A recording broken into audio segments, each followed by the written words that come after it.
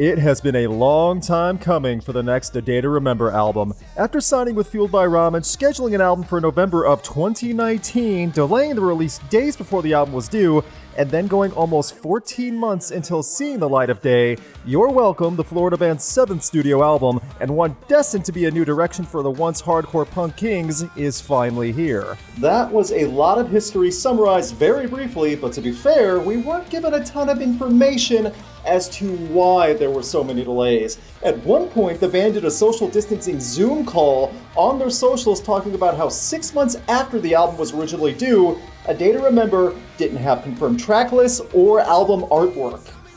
How is that possible?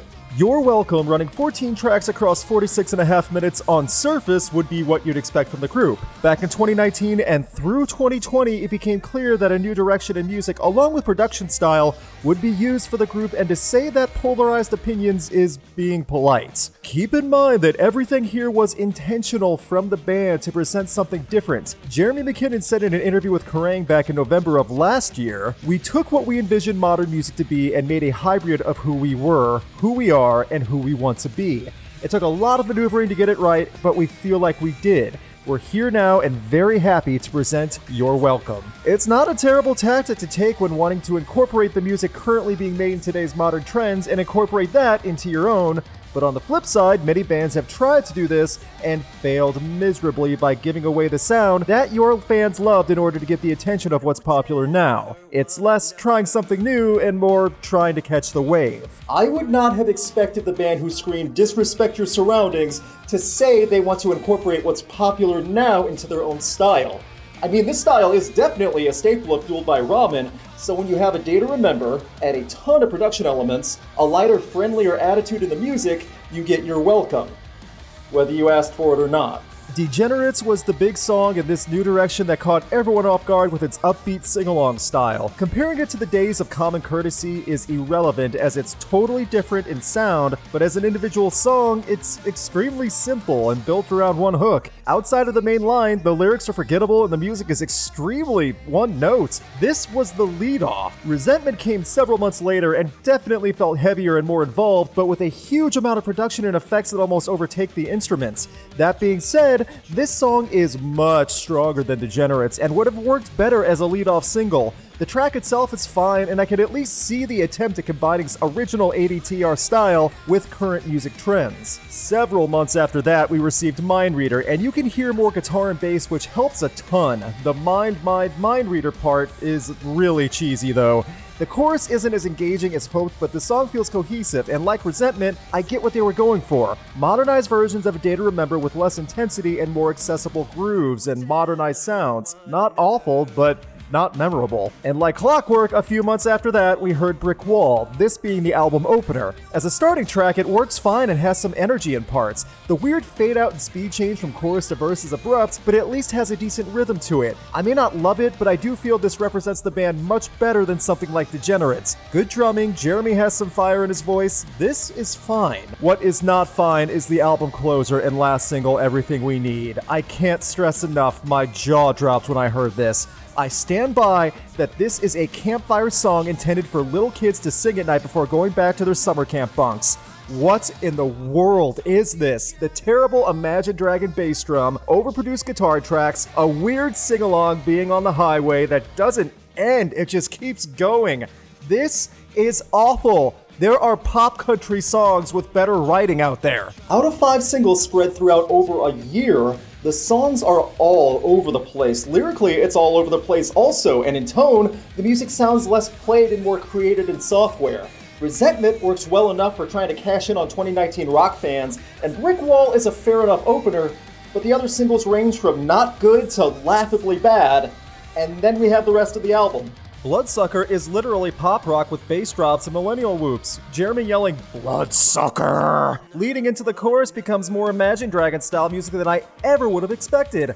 Weird effects layered in, the guitars are stock. This song is a bad example of A Day to Remember trying to cash in on today's trends. Last Chance to Dance completely changes direction with a heavy riff and pound with a dooming backtrack. but at a moment's notice, the speed drops to a singing, breathy side verse, then going into standard rock choruses. It's all over the place. Volume and tone are consistently at odds. FYM drops the gear back to a semi-pop country vibe with some crazy production. If it weren't for the profanity in the lyrics, I totally would have guessed this as A Day to Remember's attempt at a car commercial song singing about going on holiday. It's positive and upbeat, but somehow hard to listen to because of the nonsense written in the hook. High Diving is an attempt at another sing-along style with different vocal tracks and continues the car commercial sound. This is dripping and post-mixing again, the guitars are underutilized, the soft put up or shut up bridge is weak. These men are talented musicians and songs like this feel like everyone is phoning it in. Looks Like Hell sounds like Jeremy singing over a Casio keyboard.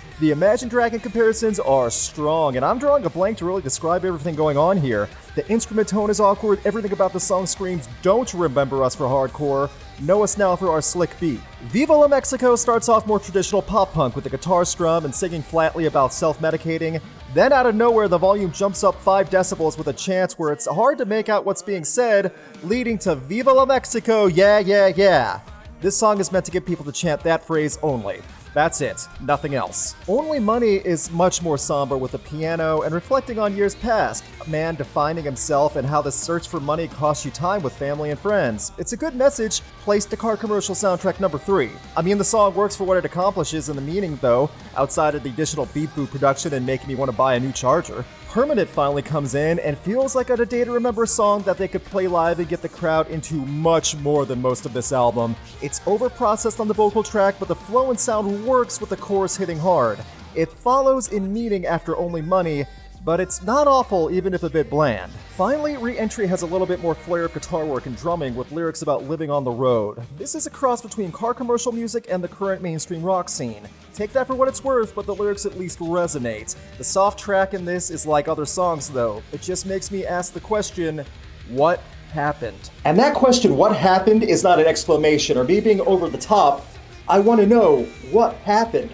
I'm still a fan of A Day to Remember. I'm not turning in my fan card. I've seen the band live more times than I can count.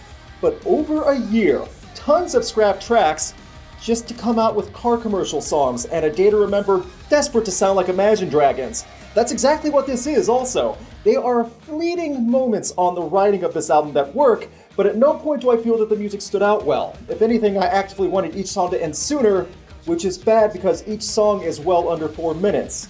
The album was intended to match the band's style with today's current music, but instead it feels like they threw every different current pop, rock, and pop country mix they could think of at a wall and hope something stuck. Very little did. Overall, You're Welcome is the result of a band known for earning die-hard fans the hard way and desperately trying to move on and get attention from others by changing genres. I'm not sure A Day to Remember fans will love this, I don't know how much of this album will be played live to a positive reaction, and I don't think many will be saying thank you after the band preemptively told everyone, you're welcome. What did you think of You're Welcome? Leave a comment and let everyone know. Big thanks to my patrons and a special thanks to Brandon Barenfeld, Chris Stoneman, McKenna White, and Dominic Noble. You can have a say in upcoming videos and see videos early by supporting Rocked on Patreon. Please click the link in the video description for more info. Please subscribe and ring the bell to get notified of upcoming videos. You can check out my concert photography on Instagram, and you can keep up to date with Rocked on Facebook and Twitter.